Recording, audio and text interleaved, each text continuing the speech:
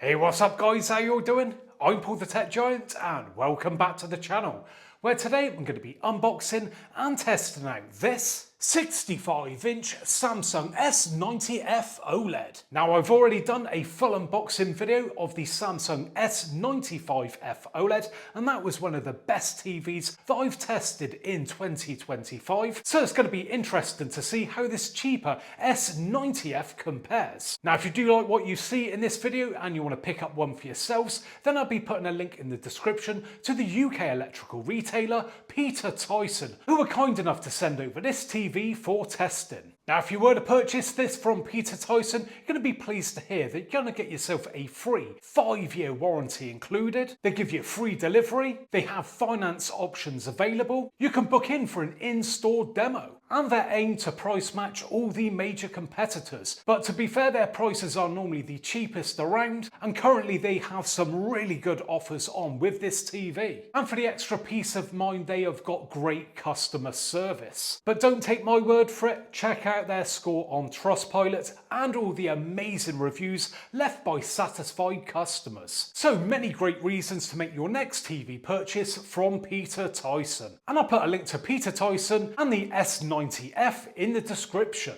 Okie dokie, let's crack on then, and if you are new to the channel, I'm going to be doing this unboxing in my regular style. So first off, we'll take a look around the outside of the box, then we get the TV out of the box, look at all the supplied accessories, and take a look around the back of the TV to see what inputs and outputs we have. And once we've done that, we get the TV up on the wall, we get it set up, we'll take a look at the design of the TV, and then we'll take a look around some of the menus, the inbuilt apps, and then we'll test out the sound, and most importantly, we'll test out the picture. So first off then, taking a look around the outside of the box, and well, there isn't a lot going on. So it says Samsung OLED S90F and 65 inches or 163 centimeters. And then finally we have our energy rating stickers, and both of those come in at an F. Right, let's now get this TV unboxing. So scissors at hand, got a couple of straps on here, and we are straight in.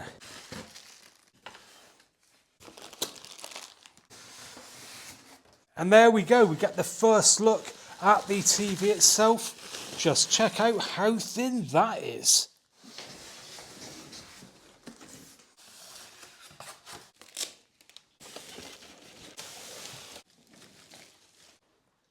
Right, now that we got the TV out of the box, let's take a look around the back of it. And wow, what a design. Super thin, as we just seen when we were taking it out of the box. And we have this lovely matte black finish on there.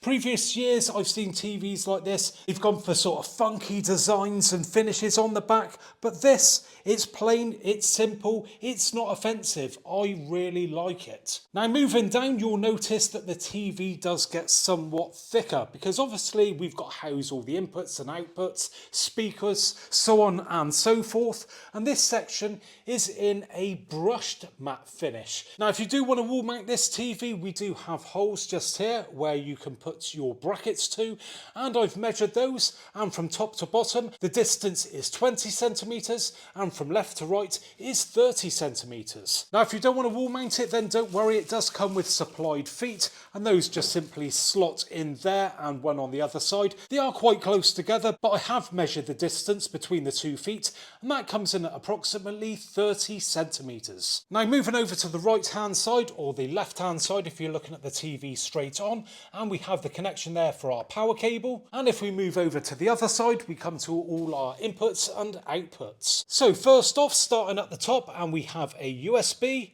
another USB, and then we come to our HDMIs marked up as 3 and 4, and number 3 is marked up as eARC. And then moving down we come to the other 2 HDMIs marked up as 1 and 2, and I'm pleased to say that all 4 of these are HDMI 2.1, which are good for 4K 144 Hz. Moving across, and we have a connection there for optical digital, then LAN, and then finally connections there for satellite and aerial. And finally moving to the bottom of the TV, and we can see that we have a speaker behind this grill, and then we have another one on the other side. Let's now take a look at all the supplied accessories. So first starting off with the feet And obviously we get a pair of these and they are marked up as left and right, and they are plastic, unfortunately. Do have a bit of metal there in the bottom, but yeah, would be better if they were metal. And just setting those off to one side, and we have this piece of trim. Now this is to go over the top of the feet, so it will sit something like that, just to give it a bit more of a nicer look. And that's in silver, but again, this is all plastic, unfortunately. But to be fair, you can't really tell because of the finish on that. It does look like metal. Moving along, and we have some cable tidies just there, and also a couple of spacers. Next up, we have our power cable. I'm in the UK, so we get a 3-pin plug, and the other end is a figure of 8. And a quick measurement with my tape measure shows that the cable comes in at roughly 152 centimeters. Next up, and we have a couple of AAA batteries, and those are going to be for this basic remote control. Now, I've seen these for many of years, and whilst they are pretty basic to look at, they are an all plastic affair. They've got plenty of buttons on there. We've got some shortcuts, got Netflix, Prime Video, Samsung TV Plus and YouTube. So yeah, it's a very functional remote control. But the fun doesn't stop there, because we do in fact get a second remote control. Yeah, check this one out. It's quite small, check that out. It's lovely and thin, feels nice in the hand, but it is all plastic, and we have a matte finish going on there. This remote control, as you can see, is more minimalistic. So we've got a few shortcuts again, so Netflix, YouTube, Samsung TV Plus and Prime Video. So the same ones again. Got this little wheel up here with directional buttons on it, enter button there. All does feel very nice, but the party piece of this remote is that it is rechargeable. Yes, plug in a USB Type-C cable and you can charge it up. No batteries required, but it gets even better because turn it over and we have a solar panel. So you don't even need to plug it in. Just put it down, let it soak up that daylight, and then you are good to go. And finally, we have some paperwork. So we've got a quick start guide there, simple user guide, and some other bits of paperwork that, well, you'll never end up reading. And I'm just going to interrupt myself because I forgot about this, left it off to one side, and that is the common interface. And I actually forgot to show it around the back of the TV as well. So yes, that is included.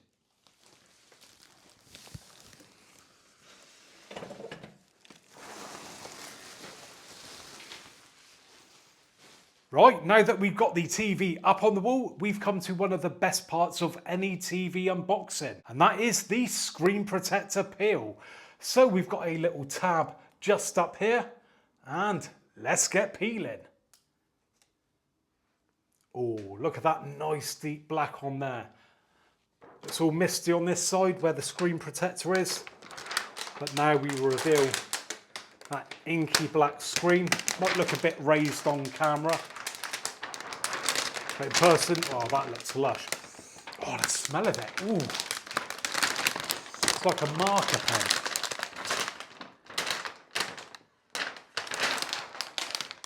Right, now that we got the TV up on the wall, I've gone ahead and plugged it into the mains power supply. So all that's left to do is to turn it on for the very first time. Right, so now we're at the setup screen. I'm going to hit on Let's Start. Now this goes on for quite a while, all this setup process, so I'm not going to bore you with all of that, and I'll check back in once I'm all done.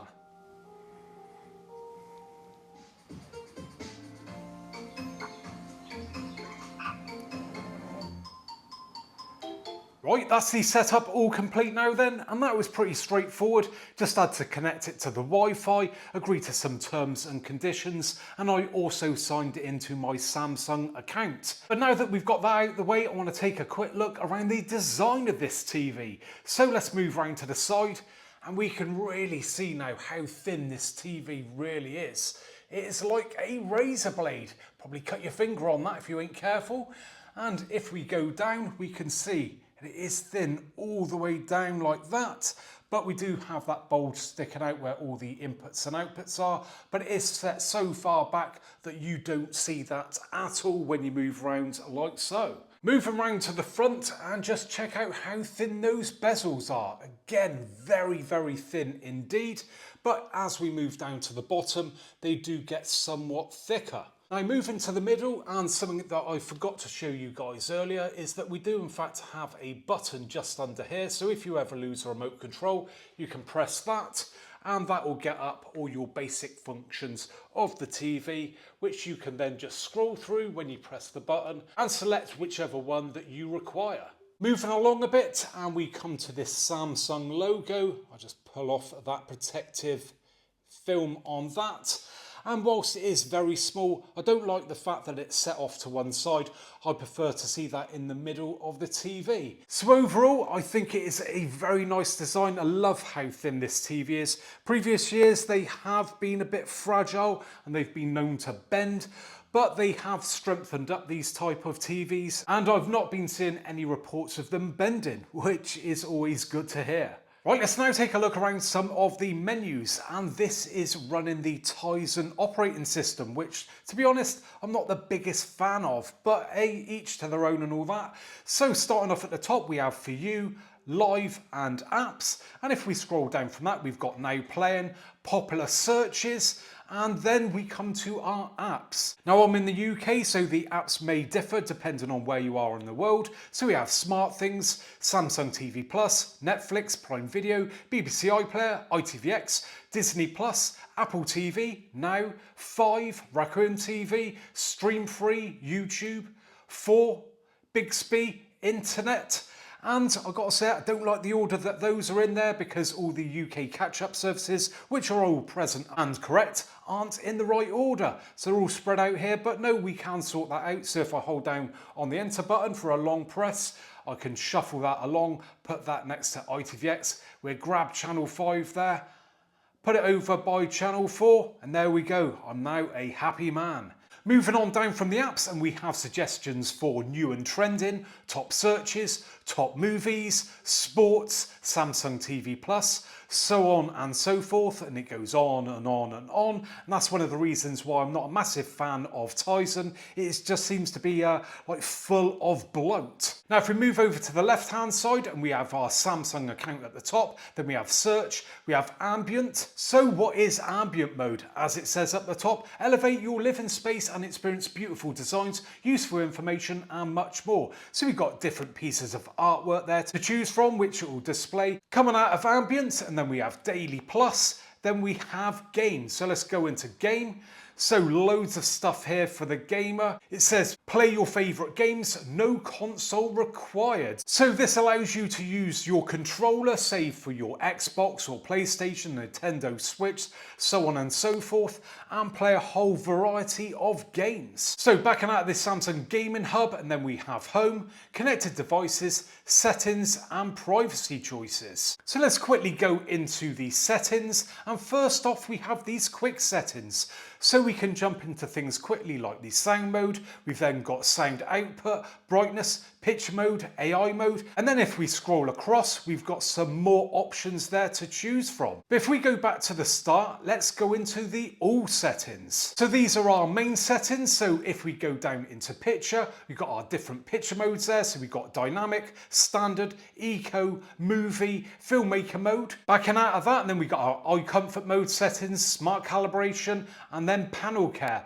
So this is going to come in handy to stop the screen getting burning, or should I say potential burnings. So we've got pixel shift, adjust logo brightness, and the pixel refresh. And you'd use that if you were to notice anything on the screen that looks a bit iffy. Run that and hopefully it should sort it out. Backing out again, and then we have our expert settings. So these are all the adjustments for the picture. So brightness, contrast, sharpness, color, tint, so on and so forth. So coming out of picture, and then we come to sound. So we've got our sound output there where you can choose if you want the sound to come out of the TV, out of an optical, so to receiver, Bluetooth, so on and so forth. Again, sound mode, amplify and standard there.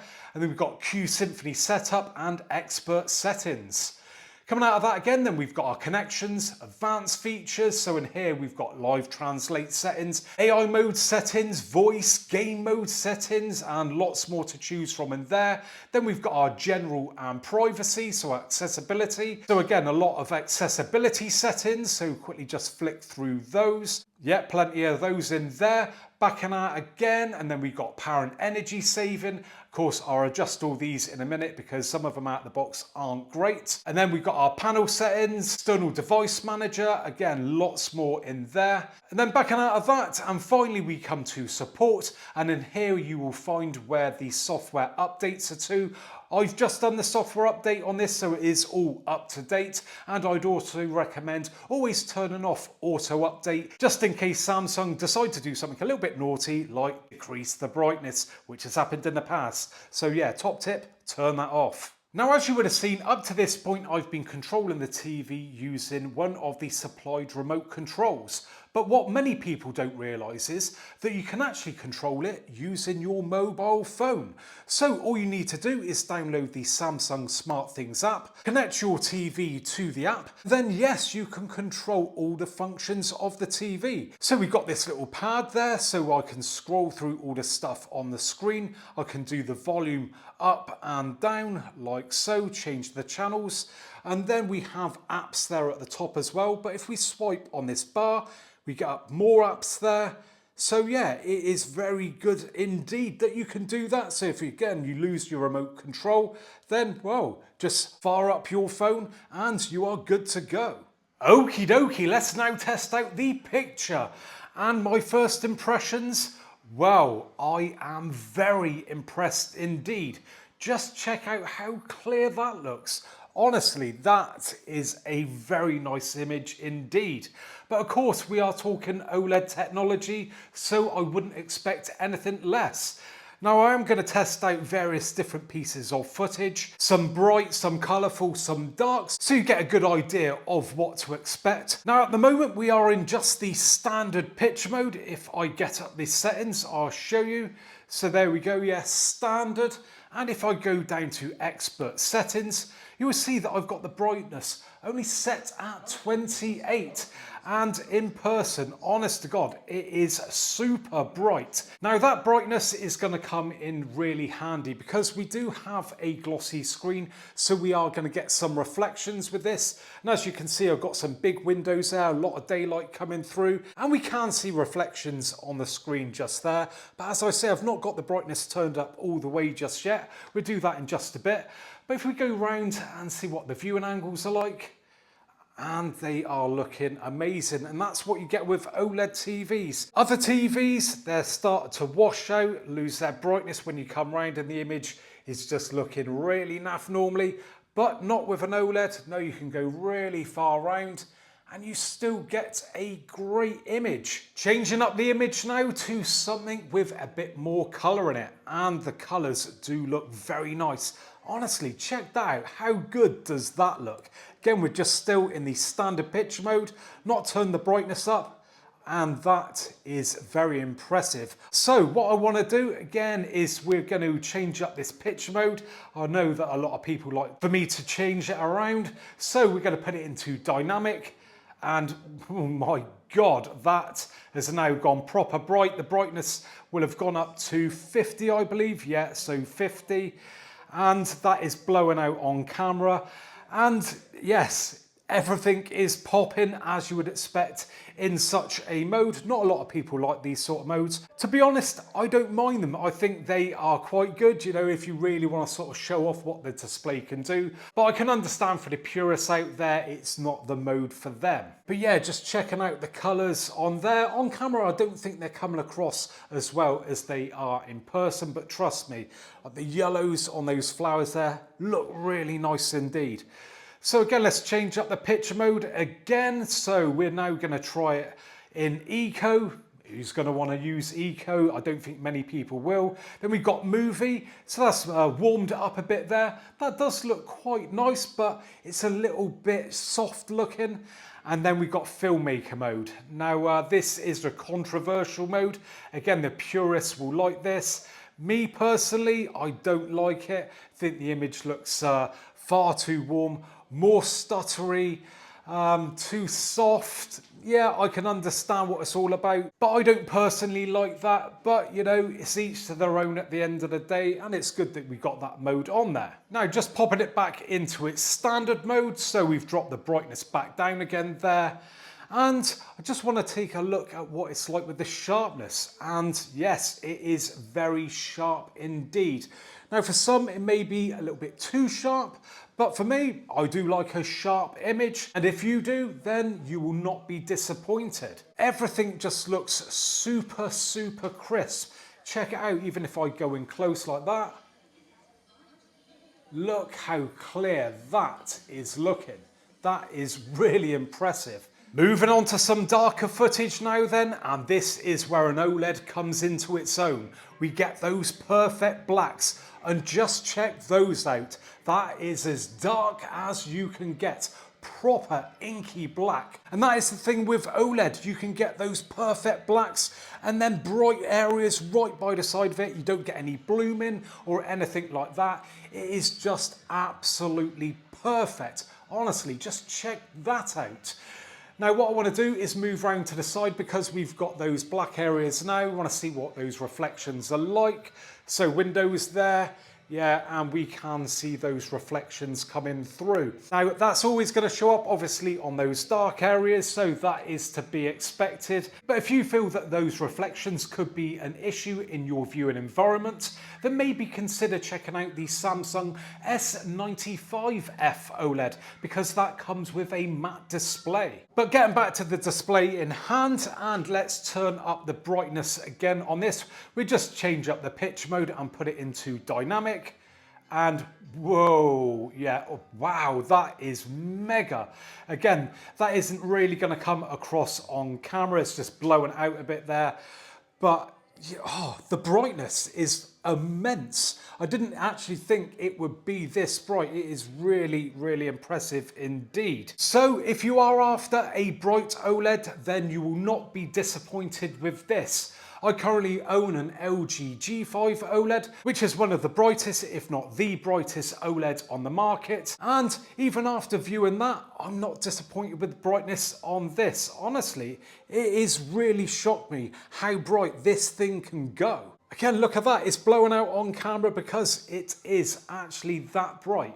My God, check out that. The contrast between the black and the reds there. Oh, it is to die for. Now, quite often I get people complain that I only show my own demo footage. So what I'm going to do now is show a few clips from a Hollywood movie and see what that looks like.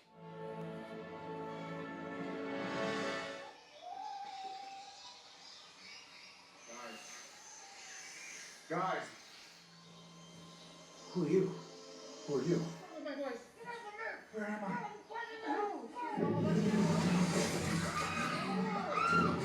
Everybody knows that. Ow! Right here, I think.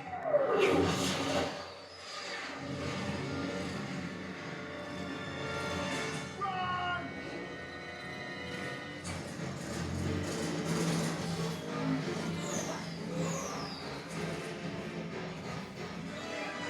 Come on, Ace!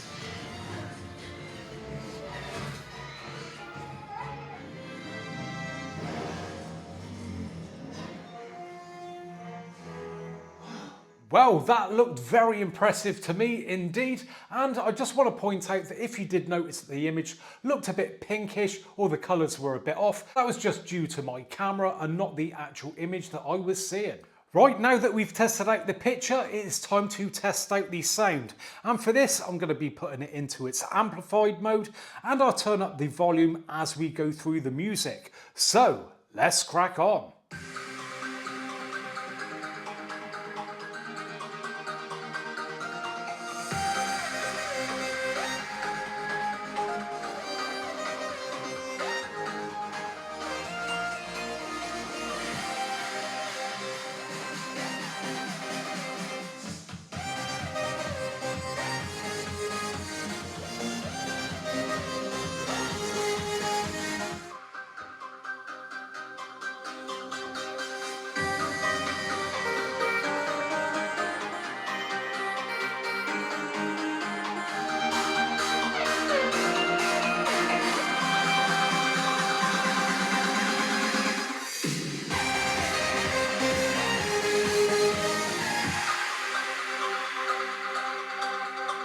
Well, you know what? Considering how slim that TV is, that didn't sound too bad at all. Now don't get me wrong, I have heard far better than that, but I was pretty impressed with the depth of the base. Don't know how well that come across on camera, but yeah, when you consider how slim that TV is, it was really impressive at how low it could go. But it did struggle a bit when I turned up the volume and I could hear some slight distortion going on, but it did go pretty loud. But as I say, with all TVs like this, if you're willing to spend this sort of money on a TV, really you should also be looking to also purchasing a soundbar to complement the image. As for only a couple of £100, you can get a soundbar that will blow the socks off the TV's inbuilt speakers. And there we have it then, guys. That was the Samsung S90F OLED. Now do us a favour, and if you have enjoyed today's video, please give me a thumbs up. Subscribe if you want to see more videos like this in the future,